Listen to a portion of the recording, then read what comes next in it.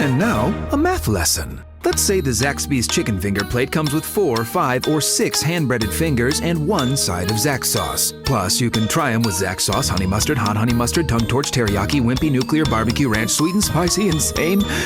How many possible combinations does that make? Carry the 2 with the remainder... a lot. Zaxby's chicken finger plate. The sauceabilities are endless. From Tally to Cali, It's time to wake up. wake up, wake up. Warchant.com is your ultimate Seminole sports source. and this is Wake Up Warchant, presented by Zaxby's Now here's Warchant.com's Aslan Hajavandi. and Corey Clark. Wake up! What's up, everybody? Welcome back to Wake Up Warchant. It's been a little bit, but we're here to rock and roll because that's what we do. We're presented by Zaxby's proudly, and we work for Warchant.com. Ultimate Seminole Sports Source. Promo code is Warchant30. 30 free days. Try it. You will like it. I kept saying we. Is that a pronoun? Is we a pronoun, Corey? Because you're the other guy. You're the we. Not the other guy. I diminished you already. I can't believe that. I miss you. How are you, man? Good to be back. I'm good, buddy. How are you doing? You doing all right? It's weird doing this show. It's, I couldn't imagine you or I just taking like 2 weeks off. Just like, hey, I'm off the grid 2 weeks. See you later. I feel so weird and foreign doing this right now. And it was only like a 4-day respite? 5 maybe? If that, yeah. I think, what did you do? Yeah, I guess it was 5 days off. Yeah. Good to be back, though. I think last time we talked, this team had a pretty bad defense. Lots of questions about the passing offense. And we spoke to Mike Norvell and Adam Fuller, the defensive coordinator, and Marvin Wilson, but we weren't able to parse what they said. I was at the airport getting ready for this trip. Like, I was literally sitting at the gate. So I wasn't able to really use my seasoned veteran media ear to really hone in on what Adam Fuller was saying. Also, by the way, folks, do tune into tomorrow's show, Election Day Bonanza.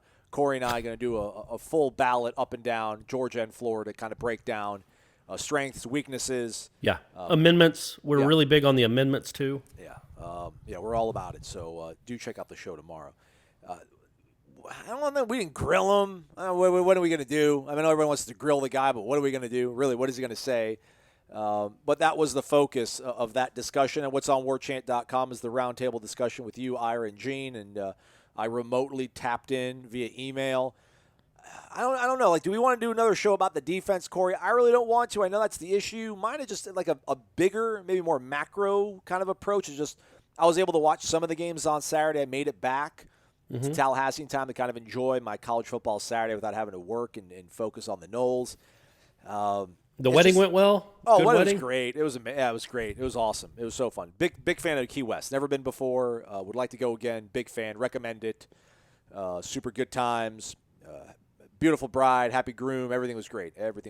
Lots of Okay, layers. good. That's good to hear, man. It was an outdoor wedding? Oh, yeah. Everything. Nice. We mitigated as much as humanly possible. I mean, my flight was nobody sat next to me, thankfully, on both the flight down there and the flight back. Mask on the whole time. Key West is pretty good about you have to have a mask on pretty much everywhere you go. Even these restaurants that are all outdoors, you have to have the mask on when you're not sitting down eating your food. So you got to go to the restroom or anything. So we went out to one bar, but it was an outdoor bar. The wedding was outdoor. Yeah, everything was we mitigate as much as possible. But, probably 5 people are going to get it. 2 of us will die. We'll see what works out. I like my chances. I'm young. That's the spirit. That's the spirit, buddy. That's what we like to hear. Well, it's simple math. It's simple math. No, I'm kidding. It's not even a real thing. I'm kidding about that, too. I can't wait for this all to be over, Corey. Only a day, and then it's all fair. It'll be all figured out, hopefully. Yeah, no, that's not going to happen as far as COVID goes, but I'm certainly ready for election season to be over. I'm ready. Get back to more commercials we like. More Geico commercials. Yeah, a little cute get little a little more Geico in our life. a little British lizard. I don't want to just. It was crazy watching these games on Saturday with these first-year staffs doing really exceptional things, and it just kind of bums me out that Florida State has not gotten that, and is just ultimately is not going to get that sort of real buoyed, uplifting first-year surge that other programs are getting right now. But I guess it could be worse. We could be Mississippi State. They're absolutely lousy. So man, what happened there? LSU apparently is horrible. They took advantage of it. Yes. Yeah, that's crazy that Orgeron got all that money. And, I mean, look, maybe he's great. Maybe he'll end up recruiting them right back to where they were, but that seems like a once-in-a-generation team, and then it looks like Gene Chizik. Like he loses an all-time great quarterback like Chizik did with Cam Newton. And it's like, oh, wow, what does he do now? But you could have kind of made the argument out Jimbo, but Jimbo still won 10 games the next couple of years without Jameis. Yeah, I mean, LSU has fallen off a flipping cliff. 89th total defense. Florida State's 93rd. So we're in the same neighborhood as the defending national champs. I would say this, though, there can be some redeeming aspects of this season. If they finish out with 3 or 4 wins, more, not 3 or 4 wins total. I mean, it could. I mean, who knows, man? They had a bye week. This is where guys earn money. This is where they earn their paychecks. Yeah. They might look like not a completely different team. There's only so much you can do, but they might play a lot better against Pitt. They might really have used this bye week, and maybe they're healthier, and they give you a reason to be optimistic again. It's just that, when you go 2 weeks without playing, and the last time you saw them, they were getting crushed by a 2-5 Louisville team now. It doesn't give you a lot of warm fuzzies about what's been done this season. But, I feel like if they get to 5 wins, if maybe they can hang with Clemson, which is a big, big if, and I'm not expecting that at all, but maybe Trevor Lawrence doesn't play the rest of the year. But if they can hang with Clemson and get you 3 more wins, I feel like you feel as good as probably any of the other first-year staffs, right? Except maybe Boston College. Oh, I think Arkansas is pretty stoked with their coach. I don't want Arkansas. Still, though, it's like, what's their record now? They're probably 2-3 as well, I think. Or they might have a better record than I think they're 2-3. Yeah, and they just gave up 50 points. So Jimbo put half 100 on them. I think it was like 48-30 something, Let's maybe. Go, John James. 41-27, something like that. Dan Mullen reinvigorated him, knocking him off, beating the Gators again. Just made Jimbo get his groove back. Yeah. How about Dan Mullen, by the way? What a loser, man. So what do you want to talk about? You want to talk about him in his post game? No. Let's talk about I can see how you'd look around the rest of the country, because that's what everybody had to do this week because your team wasn't playing, and be like, well, why did they look like that? Why can they do that? And I get that when you want to compare and be like, why can Boston College hang with Clemson and really be a play or two away from beating them? And I know Trevor Lawrence wasn't playing. Well, that guy's pretty darn good that they did play. And the quarterback they did play, and Boston College was up 28-10 on them. Like, Florida State hasn't been up 18 points on Clemson in 7 years. So I don't know. I feel like you could look at that and be like, be envious. But I guess my point would be, let's see what the picture looks like at the end of the year. Let's see because remember, everybody was fun. What are people going to do the next 5 weeks listening to? But I was about to bring up Mississippi State, because when they came out of the gates and did what they did to LSU, remember what you even asked Norvell about them. I did. And then they look like they don't even practice anymore. Like, legitimately, they look like they don't practice anymore. So that was one game. That was a blip. Let's see what this thing looks like at the end of the year. Let's see the whole resume of the season. If it's 4 wins, if it's 6 wins, it's not going to be 7 wins. It might not be 4 wins. And then we can kind of say, all right, well, they got better at this. They're horrid at this. This person needs to go. But, yeah, Boston College is really impressive. And that guy came in. You just wonder why. Why could he make us – do we know that guy's a better coach than Mike Norvell, like a significantly better coach than Mike Norvell? Why do those guys – why does his team completely buy in right away to the point that they look like a different program now? And they completely change what they do. They throw it all the time. So why are the Boston College players more adaptable to that than these Florida State players seem to be? Yeah. That Boston College defense is good. I mean, they made some plays. Like, they are limited athletically, obviously, in some areas, but they made some plays, and I think they're pretty well coached. Is that guy just that much a better coach than Adam Fuller? Yeah, I mean, he apparently, I have his resume pulled up here. A bunch of he's moved up well. I mean, he's been upwardly mobile at every place he's been, but he spent the better part of the last 10 years in the NFL. He was with the Bucks for 2 seasons, the Browns for 2 seasons, the Niners for 3 seasons. Then he had a cup of coffee in Columbus last year, co-defensive coordinator, secondary guy, and then now is at Boston College. So that's pretty good pedigree. Not bad. Well, then you ask yourself, and again, we're not going to be ripping on Adam Fuller. This isn't an Adam Fuller hour, but okay, well, I know Boston College isn't paying that guy a ton of money. So why does Boston College have a better defensive coordinator than Florida State? No, he's the head coach, Jeff Hafley. That's what okay. I'm sorry. I thought you were talking about the. Defensive coordinator. That'd be just embarrassing if they had somebody left Ohio State to become the Boston College coordinator.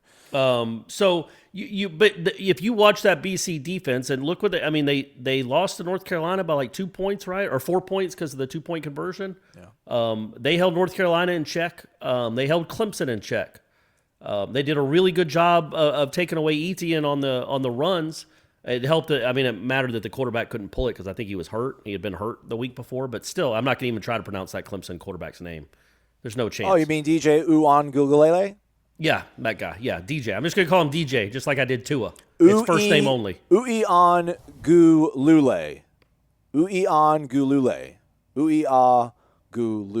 DJ.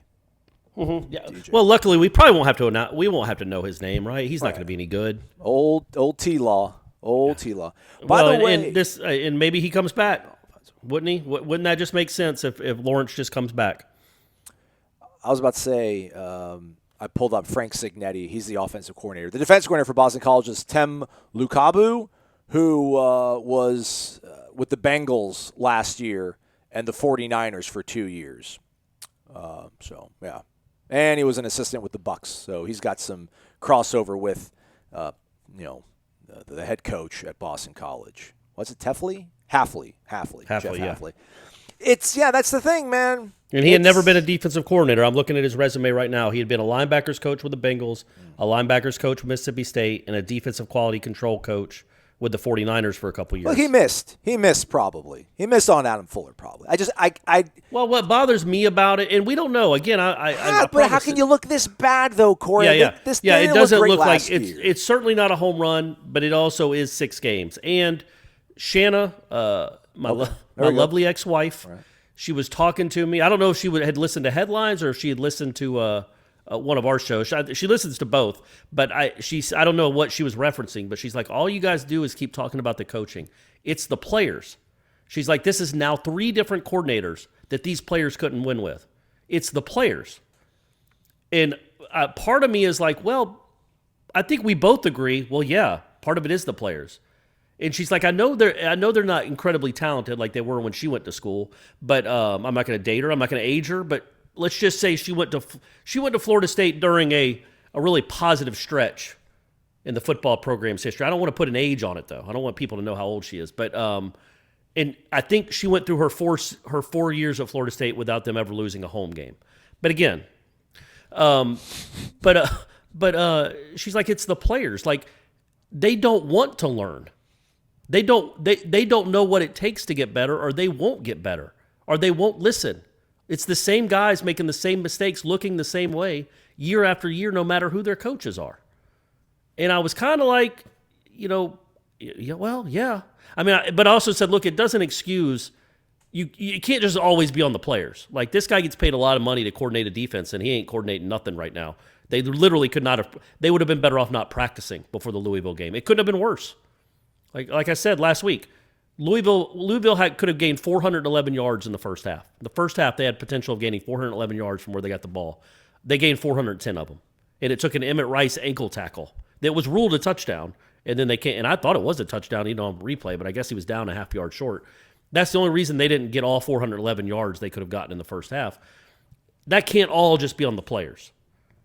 It's obviously a mix. But, part of it is that, man. Part of it is just like, it doesn't matter. I don't know. I don't even want to be that guy. I don't know that it matters enough. I don't know that it matters enough to work hard in the week. But when you say it's like I guess maybe it's just the simplicity of blaming it on one person. It's easier for us to process that. I just find it hard to believe that they've got, I don't know, like 37, 40 scholarships devoted to that side of the ball. They can't find 11. They just can't find 11. You don't find 22. Find 11. It's just hard for me to think that. And I know I get it. Hey, if one guy doesn't do their job, everything gets ruined. If he crashes down and he doesn't fill his gap right, everything's ruined. Well, like, this is not happening everywhere else. And everywhere else has to deal with new rosters, new coaching. Yeah. Like that's the crazy thing to me. It's just that. So we're supposed to believe that like somehow Florida State, all the 4 stars that they got were the bad 4 stars in the barrel. Like, you know, when they reached down and grabbed these 4 stars and a couple 5 stars, like they got the Fugazi ones. For some reason Florida State only struck out. Everybody else got the right ones. It's just hard to kind of, you know, I don't know. It's hard to know. It's just hard to know what the deal is. They're not ultra talented either. I'm not trying to say this is supposed to be the Iron Curtain either. But man, they're like 490 yards of offense they're allowing, I think, on average. 490 yards. And again, it's not the 1990s where, you know, you're going to give up 220 yards a game. I mean, people look around again. Look at the North Carolina Virginia game. Look at literally every game other than whatever Georgia does. All these other teams score a bunch of points. That's just college football now. But look, how many points did Florida give up? 10 at half, 10? I think. Yeah, I don't know. 17. I don't remember what the score was, but it wasn't a ton. And that defense was as bad as Florida State's going into this week. But, you know, I've watched that huge. Florida defense play. Exactly right. It really is big. And they had 3 weeks off. And apparently they got some things fixed on defense. Now, Missouri's offense is not good at all, so that helps. But that's why I want to see this week with Pitt, because Pitt's offense is not good at all. It is Mizzou did mediocre torch at LSU, best. Though, man. Mizzou put like half 100 on LSU. Well, yeah, but that's LSU. So, but their offense isn't great. Pitt's offense isn't great. Like, you know, again, Louisville wasn't very good before Florida State came to town. But, you know, they whatever they scored 40-something points in that game. They lost, but they put up a bunch of points in that game. So Louisville has some playmakers. Tech. They lost to Virginia Tech and went much. Yeah, but they literally did have like 8 starters on defense that were out because of COVID. Who, Louisville? So, Louisville did, yeah. So they, you know, it is what it was. It was what it was. You know, that still doesn't mean you can't play well, but they really were up against it. They had I think 4 of their 5 best defensive linemen or front 7 guys weren't available. Virginia Tech only threw 10 passes the whole game and still scored 40-something points. So they were up against it, and that's going to happen some. That hasn't really happened to Florida State, though. And that's another issue is like some of these schools do have excuses. Like they're just missing a lot of guys. Florida State hasn't missed a ton of guys on defense other than Nasruldeen and Marvin Wilson for a half, and Durden was a little banged up. Renardo Green was – they didn't have Renardo Green against Louisville, which – right. Put Raymond Woody out there probably way too much. Yeah, true. But that, you know, they haven't been besieged by it. Yeah. Mako Dotson also has missed, I think, significant games. But he wasn't even I don't even know if he was a starter when he was healthy. Yeah. And Jarian Jones has missed some time. But maybe anyway, I want to get LSU's guy on here. Let's get the LSU podcast. Like, what's going on with Bo Pelini? Is it all Bo Pelini's fault, or is it all the players? Like, were all your backups just horrendous? You had the best starting defense. Well, actually, their defense wasn't even that good last year. No, their defense wasn't good until like the end. They got that safety back, I think, or somebody back that didn't play much in the first half, and he kind of changed things because they were good against Georgia, and then Stingley? I thought they were pretty good against Clemson. I think Derek Stingley Jr. maybe. No, the corner. He's awesome. I guess I don't even know. Queen? I don't know. Sorry, maybe something like that. But yes, I think we know Pelini knows how to coach. But they lost a ton of guys, and they didn't get those. Maybe the backups didn't get a ton of experience. Same thing though. No excuse to look that bad. No excuse to look that bad. Auburn ain't an offensive juggernaut, and I know they got some defensive scores, but they put up 48 on you. So we do have to realize, and I'm guilty of this more than anyone, that it's not in a vacuum. You know, we're not. It's not just Florida State. Like it's happening to everyone. But the point I keep trying to bring up, and I brought up repeatedly ad nauseum on this show, is it's so easy against Florida State. They don't make it hard. They don't. Can you name what's the best throw a quarterback has made against Florida State? Man, that's incredible. What are you going to do? Just a great throw and a great catch. North Carolina had a lot of nice catches. It was just, right. They did. But yeah, they did. North Carolina had some really good catches, but that's the only game where you kind of they just went and made plays. Like you were in position for a lot of, not all of them. You know, Steven Dix is trailing a tight end by 25 yards. Literally the middle of the field is wide open like they've only played 8 guys on defense on one of those big plays they had. But most of their big plays were just guys making great catches, which happens. Louisville, no. Miami, no. Notre Dame, no. It was just so simple. They weren't even having to extend themselves. They weren't even having to go. They wouldn't even have to flip the play sheet over. It was just it was the menu. It was the appetizer menu. They didn't even have to get to the hard stuff, the stuff that they had to practice during the week. They had to install. It was nothing that Florida State hadn't seen. It was nothing sneaky or tricky. It was just ABC football, man, and Florida State couldn't stop it. And I think that's what frustrates me, and I know that's what frustrates fans so much. And is that because Adam Fuller doesn't know that you can't leave the middle of the field wide open? Or are they just not communicating that well? Yeah, absolutely not. Well, by the way, first thing, I mean, you see my guy Mike Leach? Like, he literally has his plays on a Post-it note. Not literally, but it's about the size of a Post-it note. That's all he has. He needs to get some new ones. He does. First shutout for the first time ever. Nick Saban not playing games. Yeah, absolutely. Adam Fuller knows defense. I mean, you don't become a defensive coordinator. You don't do this for a living. Spend this amount of hours looking at film and studying the game and make it your life's work, and you don't know how to do it. There has to be something conceptually that's not clicking with either the personnel they're trying to run and have do these things, or the personnel simply doesn't understand their responsibility on a play-to-play basis. Like, I think when they're asked pre-snap to identify things, they know what's going on. But as soon as that is not what happens, like, hey, we saw that this is what they like to do on film on 1st and 10. They're gonna run to the field side, behind their tight end or whatever. They see it, they identify it, but no, they do jet sweep to the boundary, and it's like no one knows what the heck is going on now because the first thing they were told to look for didn't happen. Like, there's no check, it seems. Well, if they do A, we'll pivot to B, and this is where you have to be. There doesn't seem to be any of that happening. I don't know how you fix that. You can't fix it, I don't think, on the fly. Hopefully a bye will help you kind of mitigate it to a certain degree. But to me, it just feels like it's difficult to reconcile the fact for me that, like, Marvin Wilson is just absolutely, absolutely just is a non-factor. How is he a non-factor? Asante Samuel's the only guy on that team that's doing his job properly, pretty much. He's the only dependable guy of the 11 they roll out there. Robert Cooper and Corey Durden, we know what the linebackers are. None of the safeties are liabilities. The other corner spot doesn't. So they missed on all these guys. That's just a crazy thing to me. And I don't think there's any sort of brand of football they're playing in the ACC that's more difficult to wrap your arms around than what was going on in the AAC. You'd figure, if anything, being in the AAC, you would see much more open offenses. There's a lot more, it comes down to coaching a lot more than players in that conference, that you're probably positioned to have a good fit for your defensive coordinator. But it just hasn't worked out that way. It hasn't, and I don't know. Again, I don't want to say it all rides on the Pitt game, but they can do some things. They can improve. They're allowed to do that, like you like to joke every now and then, Corey. Yeah. But man, if we don't see it against Pitt, I just don't know. Then, like, what are you going to hang your hat on? Like, nothing's going to click. There's no players only meeting. There's nothing left. There's nothing left in your bag right after that point. You fired all your bullets.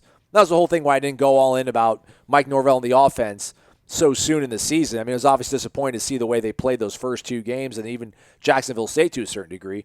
But you realize you're a limited quarterback. You're still trying to figure out what you're going to do with your offensive line.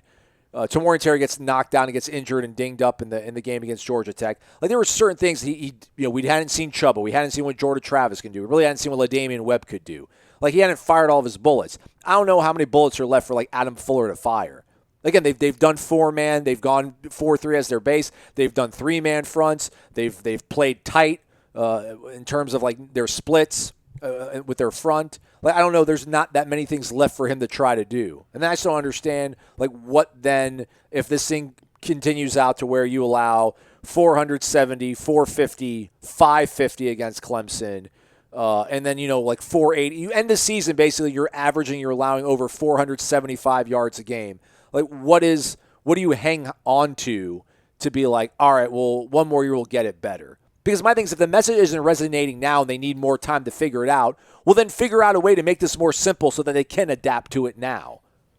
Yeah, I mean, I think part of it is cycling off players off that defensive roster.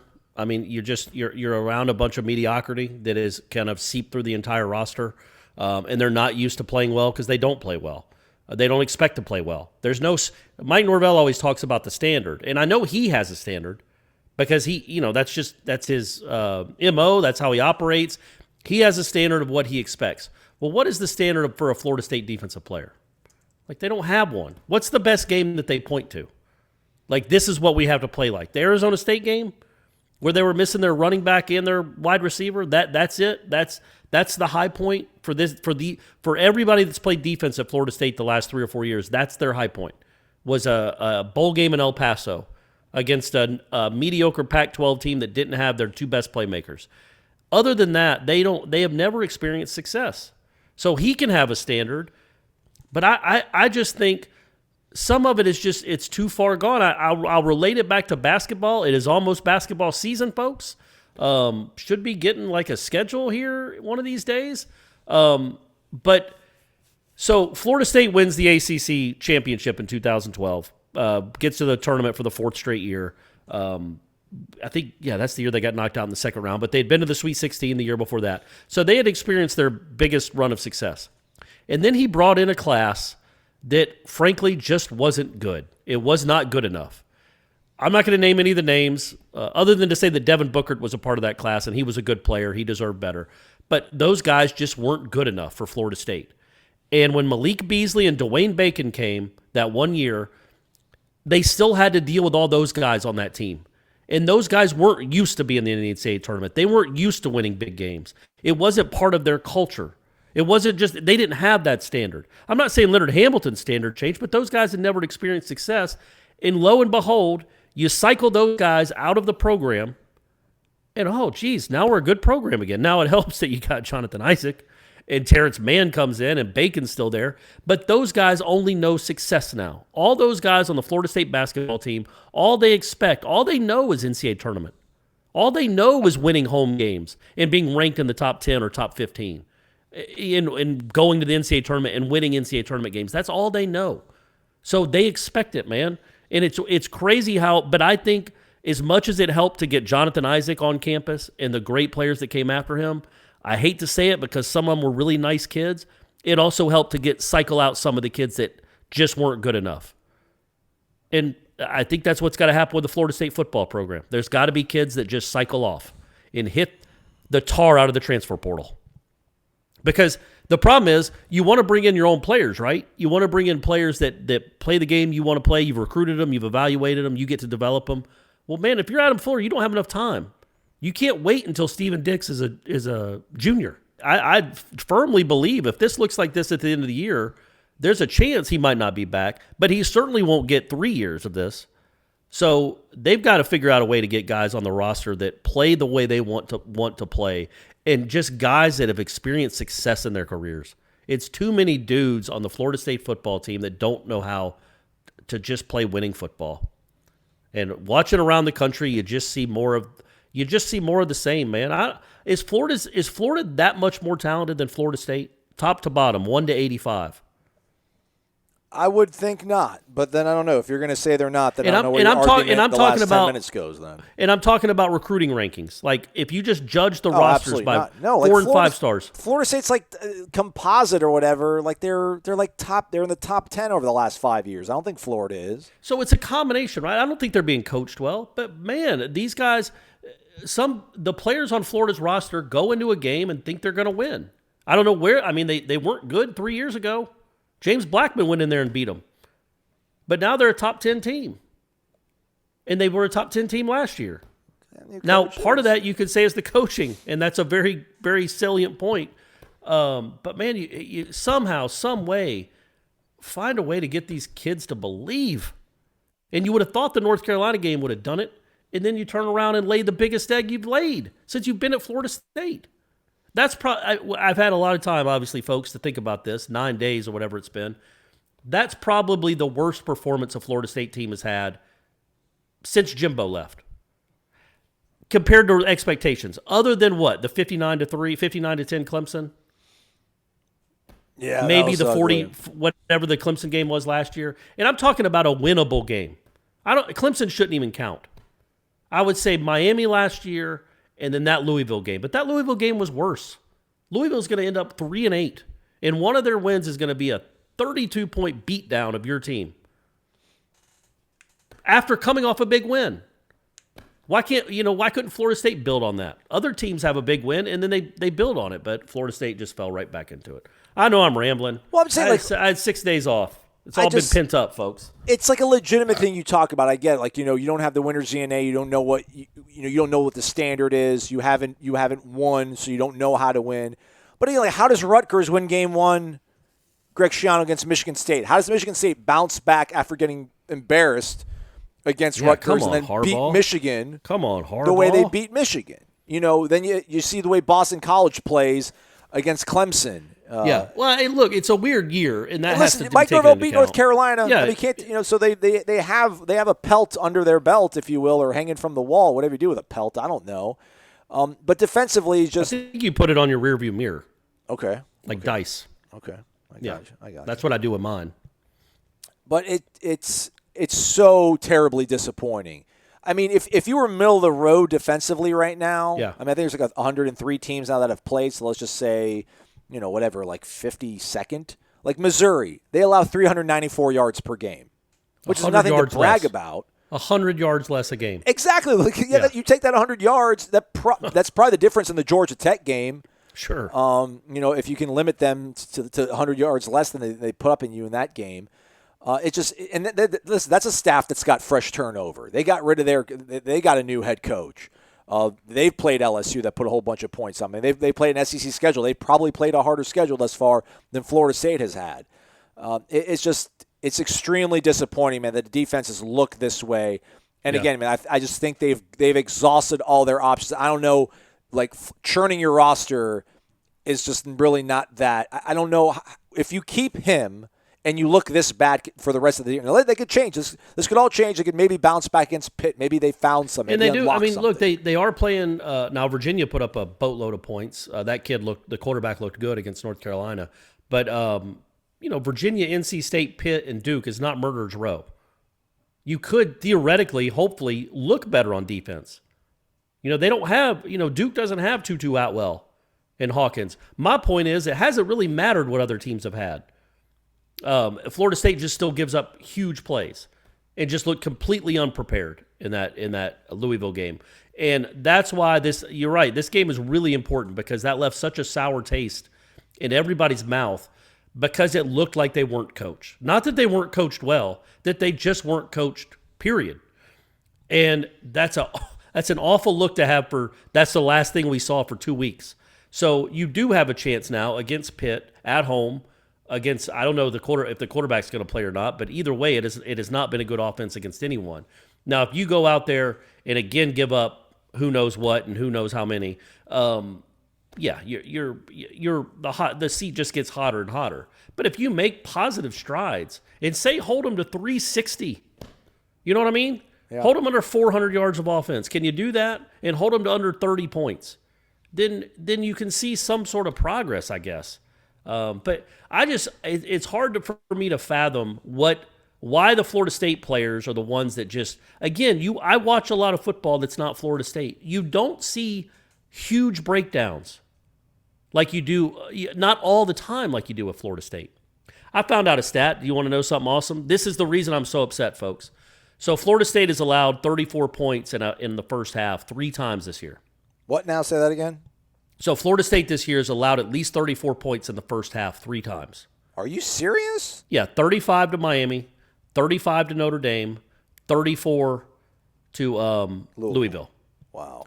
So in the previous 520 games, they've allowed it 3 other times. You have to go back. So Lamar Jackson in 2016, Oklahoma in 2010, and then, who was the other one? It was, San Diego State in 1977. Those are the last 3 times a Florida State team has allowed 34 points in a first half. This team has done it 3 times in 4 games.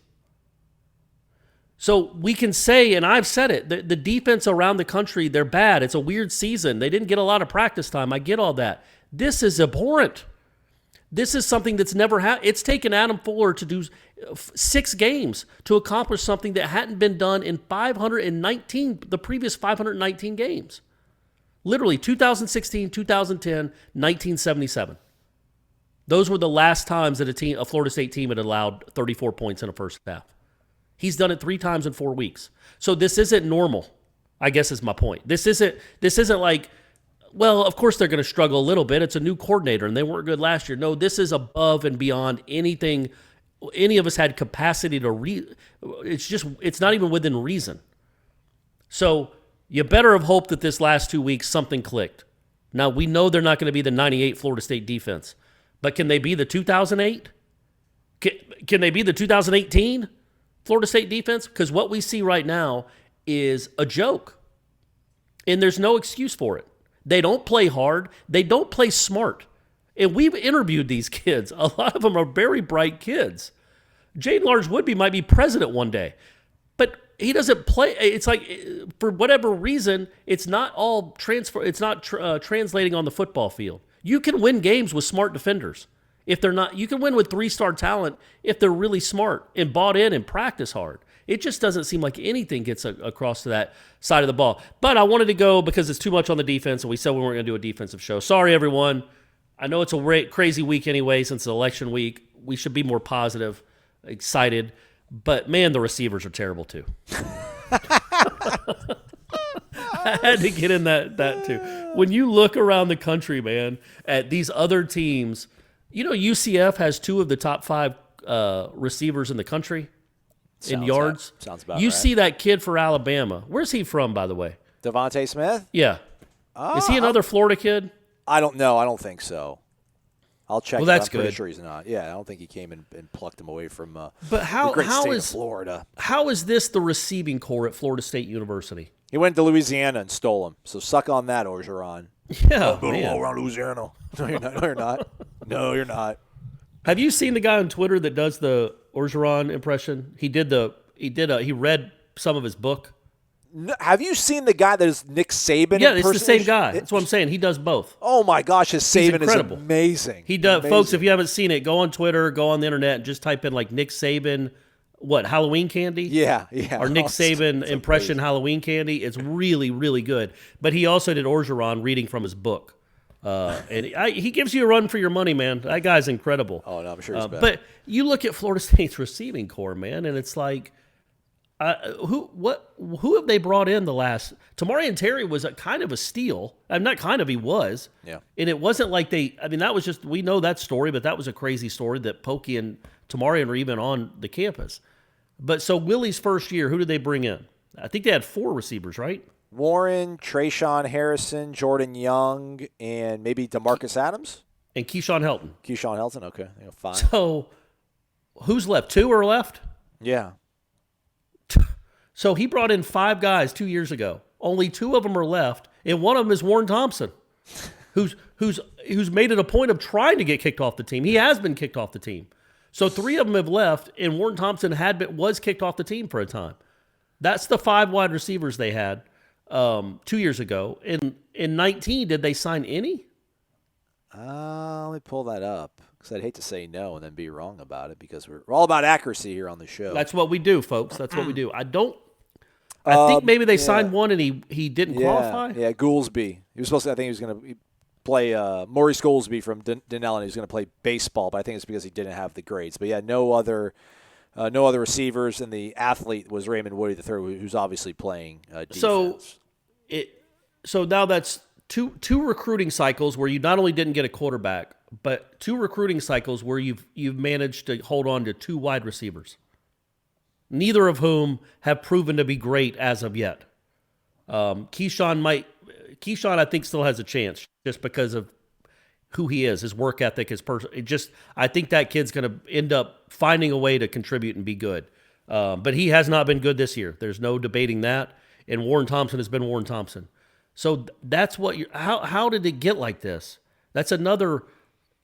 Just when you look at the whole state of the program, we always talk about the linebackers and the safeties with good reason and the defensive ends.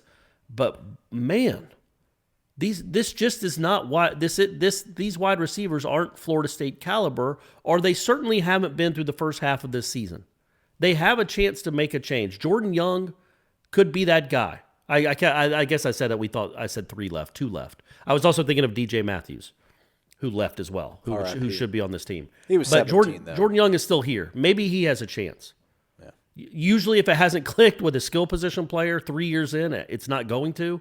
But things can happen. He might turn a corner.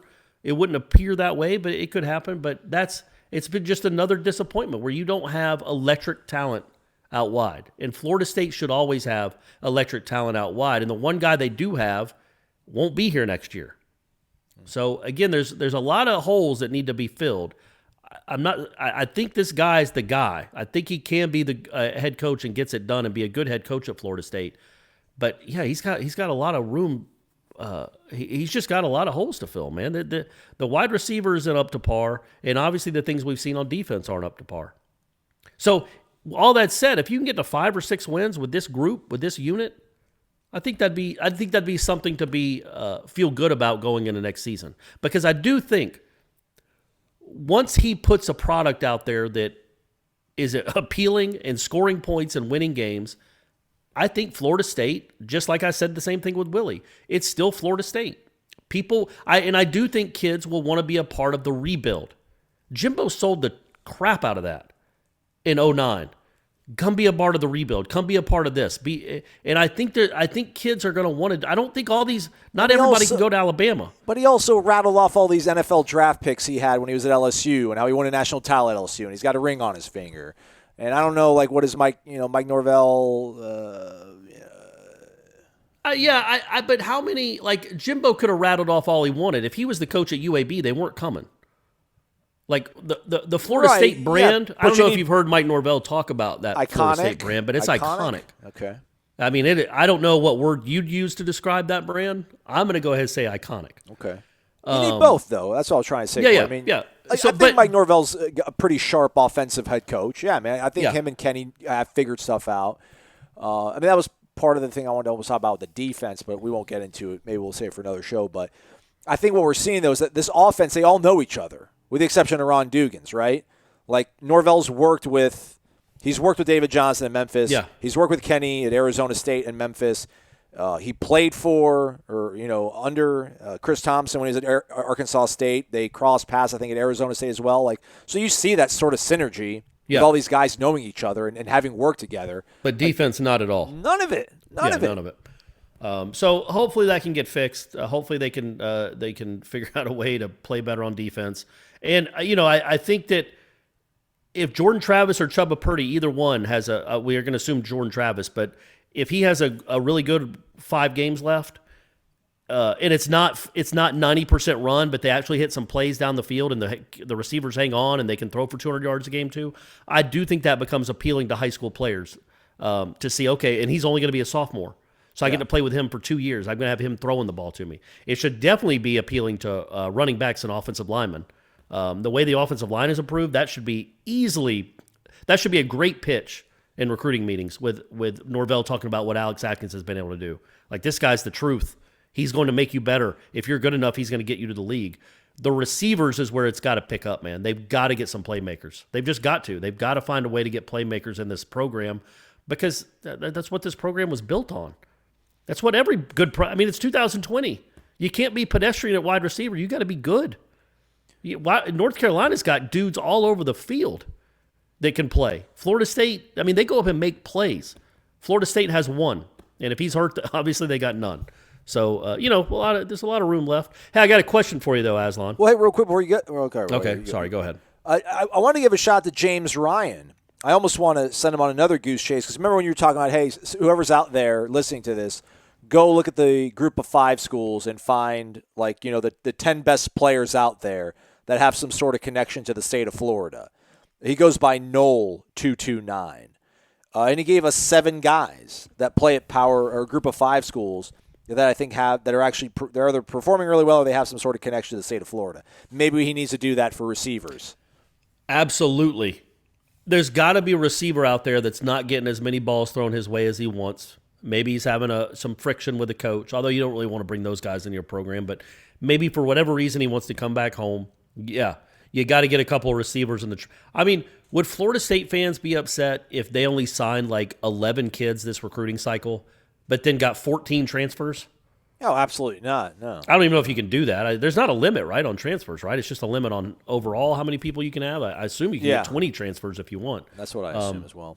Yeah, so do that, man. But I appreciate it. Is he the guy that emailed us? Yeah, he emailed us. Yeah. Because I've had a couple people tweet at me too, and there's one guy, and I can't remember where he's from, but a person tweeted at me that there's a dude that leads the nation in tackles, and he's a true freshman, and he's at a small school. So those are the guys I'm talking about, Aslan. This guy obviously is the real deal. He's leading the nation in tackles as a true freshman, or he was 2 weeks ago when I made that pitch. Get him to Florida State and show these guys how to do it. I don't care if he's 186 pounds. He goes and runs and makes plays. Go show these linebackers how to do that. That would be fun. So I'm sorry, I can't. It only sorts it by solo tackles. The person who's leading. Oh, actually, maybe it actually is a true freshman. No, it's a senior. Oh, well, he can still come back. He's a senior. Where does he play? Arkansas State, Justin Rice. He's got 42 solo tackles in 7 games. Well, that's not anything special. That's just 6 tackles. That's 6 a game. I mean, that's great, but I want somebody that's going to finish with 148 tackles. Well, no. That's all I want. We don't want it. We don't have to. Don't be out there. Don't be playing that many snaps. You know? Yeah, that's right. That's why Marvin never had huge numbers, because they weren't on the field long enough.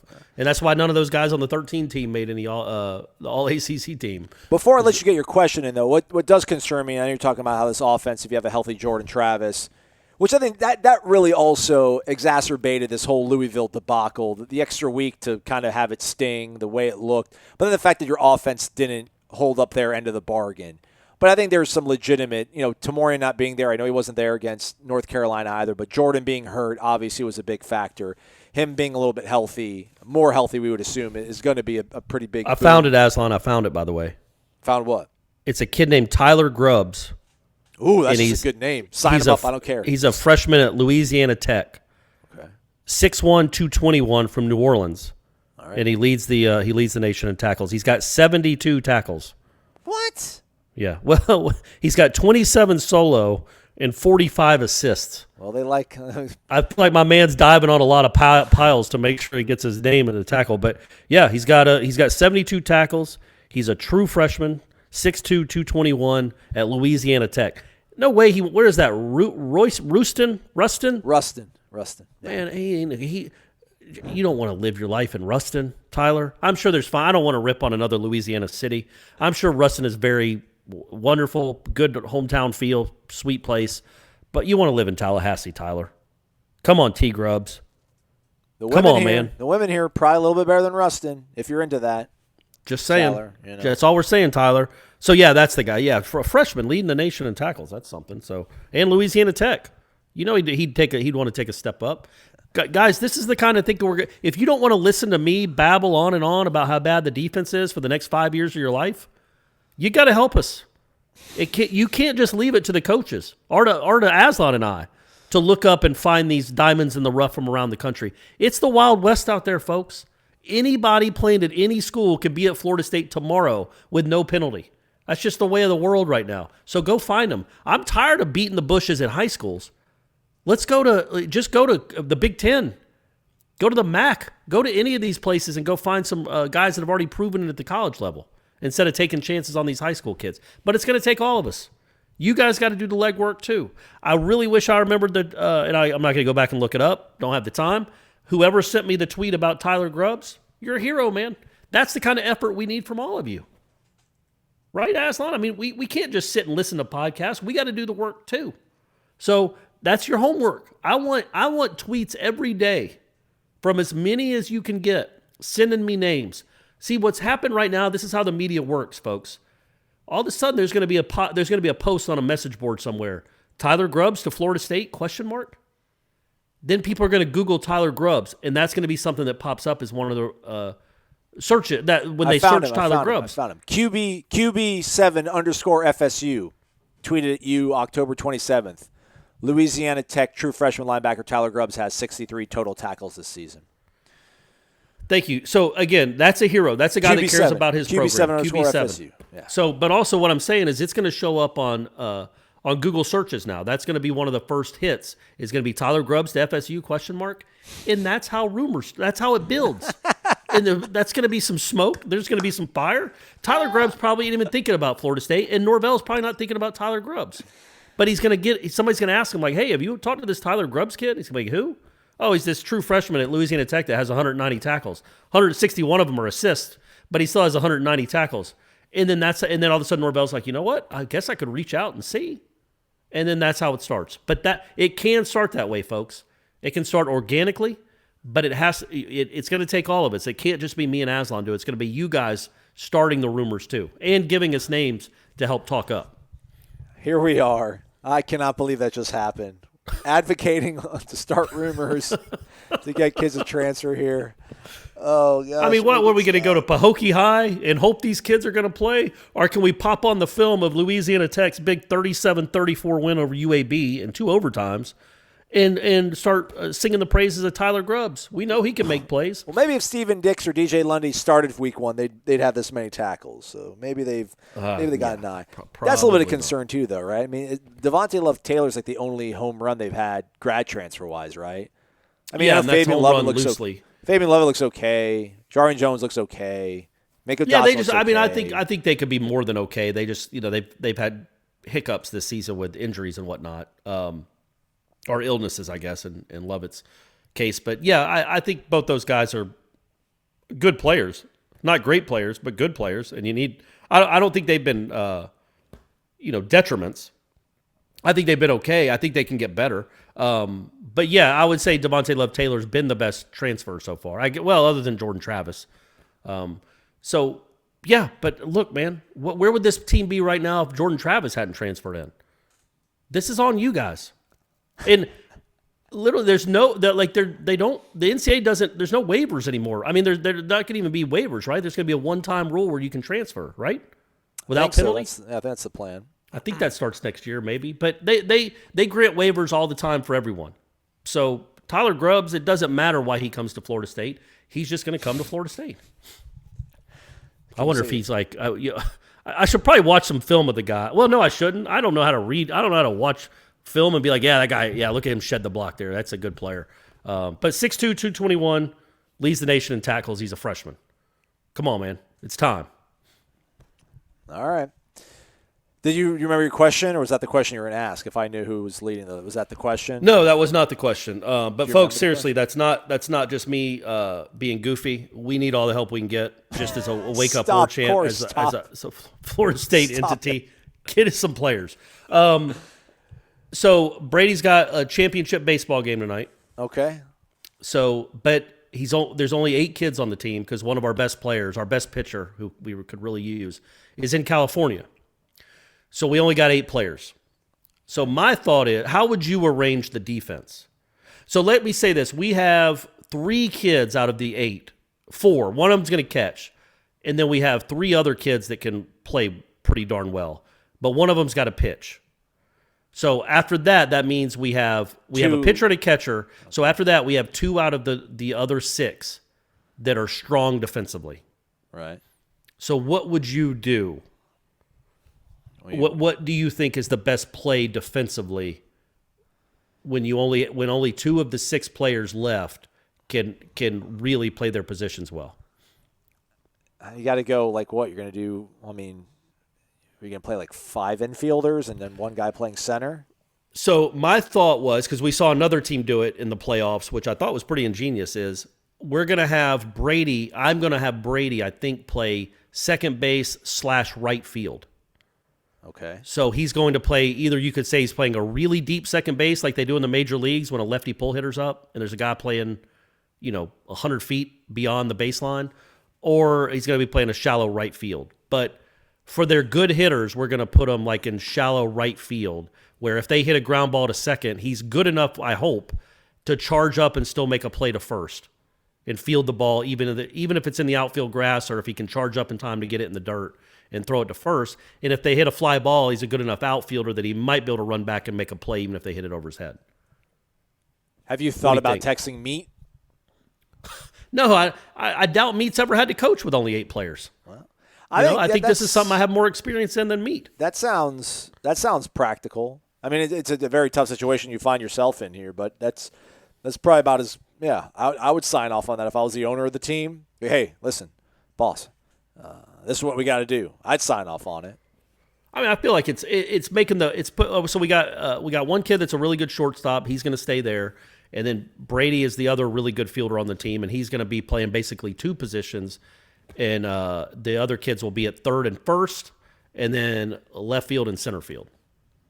So it's a tough. Yeah, it's tough that in the championship game we're down to 8, and it's it's not one of the not great kids that's in California. It's like our best kid. But you know what? It was a pleasure just to get to the championship game. I'm proud of these guys. I mean, can you just have your guy just throw ground balls and this, just you only play with one outfielder? Just you mean? No, no, he's not. You mean just like Greg Maddux, just hammer, just diving? Yeah, no, just fastballs that dive, sinkers. No, we're just hoping he throws strikes. Okay. And if they hit it, and hopefully they'll hit it to our good guys. So we'll see. We'll see how it goes, but I was wanting to get your impact. We can't talk about Florida State football all the time. We got to talk about, Mill Creek rec baseball as well. That's what a lot of people tune in for. Oh, well, soon enough, I'm sure they will be. All right, 11:15 Monday morning. Mike Norvell, Kenny Dillingham, and some of the offensive players. So go to horrendous.com. I don't know, man. I don't know. How's Jordan doing? Is he healthy? That's about it, right? Like, is Tamorian healthy? Tamorian, is he available? How's Jordan looking? He's excited with the way he's progressing. He's excited about the way he's progressing. Hey, how about Hamsa? Excited about the way he's progressing. He's out there. Working through the process. Yeah. Working through the process. Man, that would be – I mean, nobody's counting on it. But it would be nice to see both number 5s out there on Saturday. Yeah. And for the people that don't know, and why would you? Because he hasn't played this year, but Hamsa changed his number to 5 this year. If those are two NFL players. Florida State, I don't know if you guys have been watching. They don't have a ton of those guys, but those 2 guys are NFL players, and it'd be nice to actually get them on the field at the not at the same time because they don't play the same side of the ball, but in the same game and see what kind of impact those guys can make would be really nice to see. Hey, well, speaking of NFL, shout out to Gabe Neighbors. How about that? Caught a touchdown. Yeah. And shout out to Dalvin Cook, who apparently is still really good. At 4? 4 touchdowns, yeah. 200 yards of offense and 4 touchdowns. Man, I tell you what, these NFL teams are ruthless, too. Like, a running back can only take so many hits unless you're just a Adrian Peterson freak. Yeah. Like, you only have so many miles. And they get these running backs that are – and I'm glad Dalvin got his money because he did. Didn't he just signed a new huge deal, right? Yeah. Which is awesome. But, man, late in the game, they're trying to run out the clock. It is just, hey, superstar running back, here's a ball, go run into 11 guys as hard as you can. And Dalvin runs hard. He's never going to be a guy that really tiptoes out of bounds or shrinks at contact. But, man, they're going to give him the ball 30 times a game, which makes sense. He's their best player, but I'd like him to be a little, more sporadic with it. Maybe cut that down to 22 a game. So save him so he can play an extra year or 2 in the league because I like watching that guy play. But, man, the Falcons did the same thing with Devontae. It's just like, man, you run really hard. Yeah. We're going to use you as long as you can run really hard. 5-year deal, $63 million, $28.1 million of it is guaranteed. So not even half? Yeah. Jeez, man. I make $28 million. Those NFL contracts, man. The multi-billion-dollar industry, but they can't guarantee that money. Meanwhile, baseball, the ratings were the worst in the history of the sport. Mookie Betts makes, what does he make, $500 million guaranteed? I guess they play more games, though, right? I've never even heard of his agent. I've never even heard of his agency. His agency that Dalvin's with is LAA, Loyalty Above All. These 3 guys look straight out of like Jersey Shore. God bless all of them. Taking care of our guy, getting him fed. Yeah, that's right. I would have liked a little more guaranteed. But, hey, man, it's to get a running back to that second deal and a big second deal, so he's set for – I mean, look, if $28 million guaranteed, you're set for life if you handle it well. So, yeah, good for him, man. That's awesome. Devontae got a big contract too. Yeah, isn't he back with the Giants? I mean, that's not his big contract, but he did get that. No, he got the contract with the Falcons, so he made good money. And the last one before we go is I like 2 years ago I did this thing where I counted up all the money that the 2013 team had made in the NFL draft, made in the NFL, and I think it was something like $380 million combined. No, everybody off that team. Like they're not. That's not what they actually brought home. That's what their contracts were valued at, right? No, it's the guaranteed money. Oh wow. Maybe it wasn't 300, but what I did was the guaranteed money. It was hundreds of millions of dollars. Okay. Because Jameis was like 80 million, or 60 million, something like that, whatever his contract was. And then, Jalen got a big deal, relatively. There was somebody else. Telvin signed a big deal. Now I wonder what his does. But anyway, I wonder about, I keep waiting for them to hit the $500 million. And I always thought Jameis was going to be the one that got him there because he was going to, it's this huge second contract, and it didn't happen. How much, this is probably for another day, I wonder how much of just the malaise and sadness of being a Florida State fan is the fact that didn't work. I mean, look at Joe Burrow. Joe Burrow being the Titans. Like Joe Burrow Joe Burrow looks pretty good. I would have thought, you told me Joe Burrow, Jameis Winston was going to end up being, I mean, it's still too early probably on Joe Burrow, but if Jameis right now was the quarterback of a team that was 5-2 and they'd made the NFC Championship game last year and had been to the divisional round the previous 2 years, I think there's something about, like, at least it gives you some kind of bright beacon in these dark times. Like, I know Dalvin running for 4 touchdowns is super cool. Love you, man. Really, truly. You're the man. You're the man now, dog. Rest in peace, Sean Connery, by the way. Can't believe we didn't mention that. Gosh, what a terrible year. Yeah, like Jameis actually, because all of us, I mean, I don't know.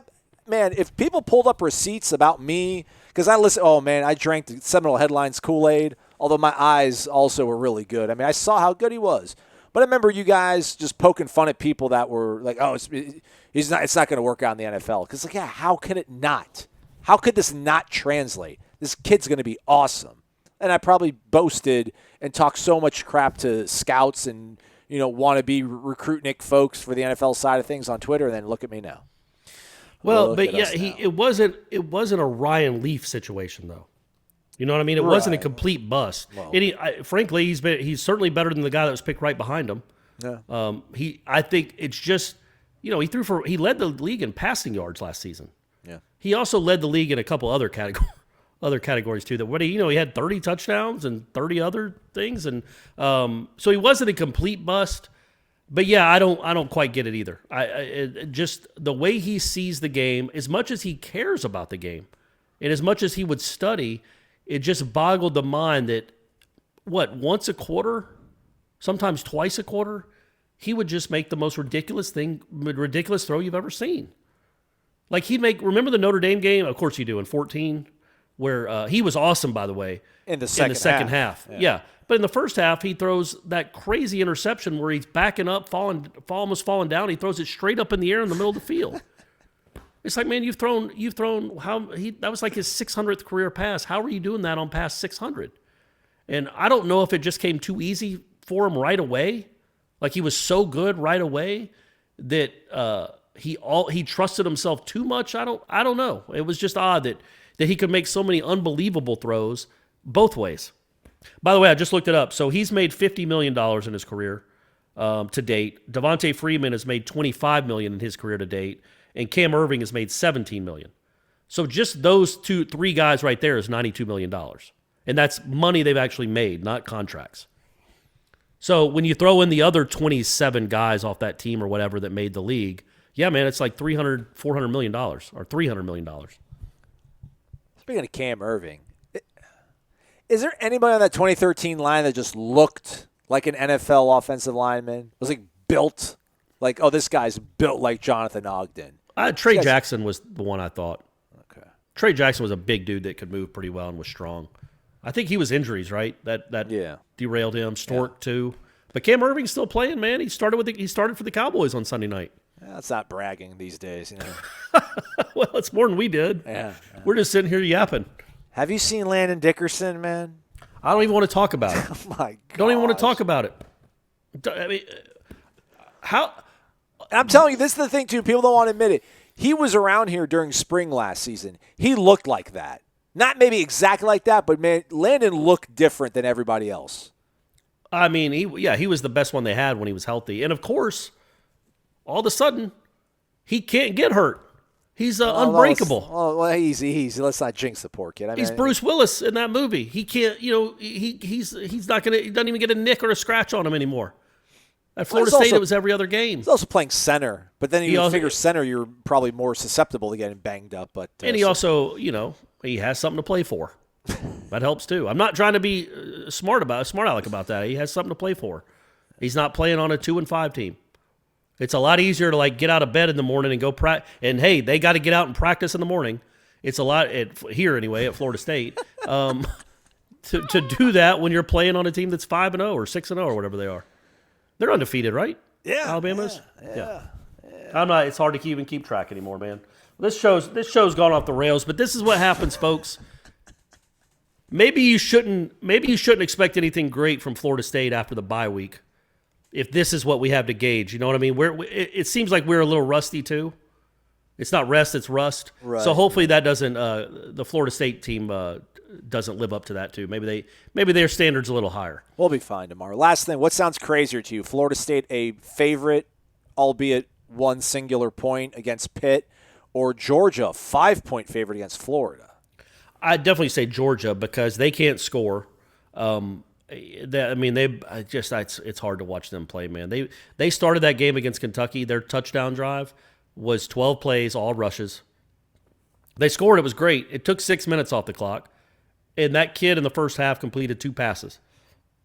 In 2020, is he scouted? Have teams scouted out Stetson Bennett? No, they won't let him. They won't let him throw, and he gets a lot of balls batted down at the line. They didn't throw. They didn't. Who knows? They didn't throw. I think their thought was Kentucky can't beat us if we don't give them the ball. Like literally, if they don't score, right we them, win. Yeah, we win. Yeah, and so that's what they did. And Eddie Grand, buddy, you talk about somebody that's stealing money. Holy moly! I haven't watched a lot of Kentucky football, but if that's the gameplay, I know they're playing a great defense. But not only would they not throw the ball more than 3 yards downfield. They're down 14-3 with 8. They get the ball with 8 minutes to go, and they go 19 yards, 21 yards in 4 minutes. It was like they had the 14-3 lead, and they were trying to milk it. And you could hear, because there's nobody at the games, you can hear people yelling, "Snap the ball!" The people in the crowd, "Snap the ball!" And they're just moseying up to the line, letting it go down to 3 before snapping and throwing another 2-yard pass. And it's I think Stoops can coach, man. His defense is good, but man, he might want to look. I know maybe they've lost a lot of dudes. I don't watch a lot of Kentucky football, but that was crazy. But yes, I don't foresee Georgia being able to score more than 20 in that game. And as good as Georgia's defense is, by the way, apparently their best player was in a car accident on Saturday night. LeCount, the safety, and he's in the ICU at the hospital. It's not life-threatening injuries, but he's in the ICU, so he's not going to be playing. I hope he's okay and can play again because he's awesome. So they won't have him either. So I certainly don't like Georgia's chances in that game. But I'm a pessimist by nature anyway. We didn't even get to talk about how lousy of a person Dan Mullen – not person, but just the opposing head coach. What a weird guy, huh? Eddie Grand, somebody tweets, Eddie Grand has an entire Waffle House menu playbook to choose from, but orders toast over and over. Okay, so I'm not the only one that's noticed that. There's a lot. I feel like we should just do that now. We should just Google the person or search the person's name on Twitter and just read what just pops up. And that was the top one. Okay, well, this will be the last one, and then we got to go. This show's taking way too long. Search Dalvin Cook. Okay. We need to end this show on a positive note. Okay, Dalvin Cook. It's ESPN stats and info. They scored a touchdown on each of their first 4 offensive drives. First player to score a touchdown on each of his team's first 4 possessions of a game in NFL history. Wow. You wouldn't have thought that. Wow, that's incredible. Good job, Dalvin. I think he's going to make something. Remember some of the scouts, the anonymous scouts, saying he wasn't athletic enough or this or that? Not fast enough. Yeah, it's what are y'all talking about? Also, Dalvin Cook, first Vikings player to score 4 touchdowns in a game since Oh, I saw that. It was it Ahmad Rashad? There you go. Michael Jordan's buddy. Good old Ahmad Rashad. And Jalen Ramsey is up to $50 million earned as well. So those 4 guys is what, 140? So that team, man. Hey, they could call it, guys. I know we got a lot of listeners that played on that 2013 national championship team. They could call it the 2013 building. 13, or whatever. Like, 13 make the address life. like 2013. Yeah, make it 2013 Mickey Andrews Way. Boom. And that's the building. That's the football facility. Just donate a little bit of it. Just a little bit of it. That, not all of it. We're not asking you to donate a paycheck or anything. Maybe just one paycheck per year. Yeah, I mean, it's also tax write-off. Yeah, man. Everybody wins. Everybody wins. Come on, guys. Are we doing a live show on Tuesday when the election's happening? No chance. Okay. Plus, I think I'll be coming back to Tallahassee. So for the people, yeah. So I went down. I coached in a game Friday night. It was the first championship game. It's it's double elimination, so we have to beat this team twice. We beat them. Then on Saturday, I drove down after the Georgia game. I drove down. Hung out with some friends Saturday night outside on a deck. Voted on Sunday. Early voted near my house in Tallahassee. And then drove back up to Atlanta to coach in this game Monday night. And then turn around. I'm going to drive right back down on Tuesday. So I don't think I'll be able to do a live show because it'll be because I'll be on the road. But also, yes, I don't know that we need to do a live show on Election Day. Why don't we do one on Thursday? Oh, well, then that's usually then that'll be our Friday show. We got to do over-unders. That's fine. We can do over-unders on that thing. Okay. Yeah. Will there ever be a point in a show where you would just be like, Aslan, shut up, I'm done? Man, today is the day, but I've done it. Like, I blame myself. I won't stop talking. Even now, I will not stop talking.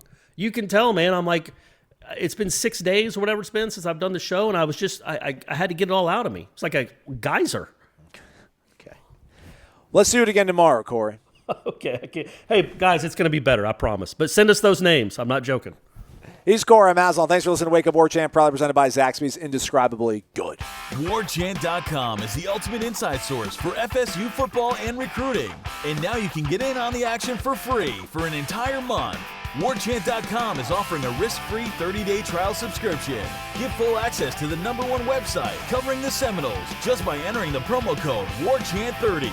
That's WARCHANT30. Sign up and get in on the world's most active FSU message boards. Receive breaking news, stories from our award-winning staff, plus get exclusive interviews and videos. Just enter the promo code WARCHANT30. Warchant.com, your ultimate Seminole sports source.